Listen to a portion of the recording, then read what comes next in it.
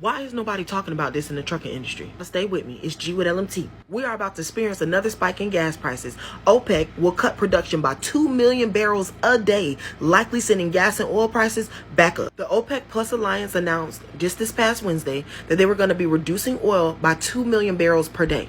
Now, the OPEC Alliance is a group of countries that produce about, I'd say, 90% of the oil that we see in the world.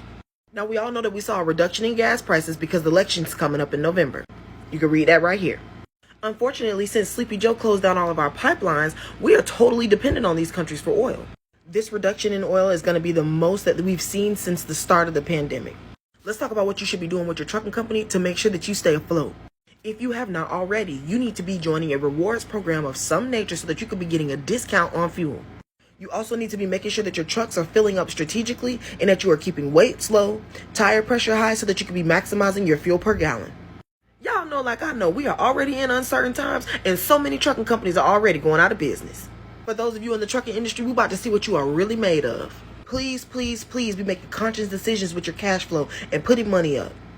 If you are looking at getting into the industry right now, it is going to be imperative that you keep your expenses low. Stand firm on negotiating with brokers so that you can make sure that you are getting the proper rate per mile to make sure that you are not missing any margins in your profits. If any of my truck drivers or dispatchers have any advice to people that we want to give them to help them manage through this time, put it down in the comments.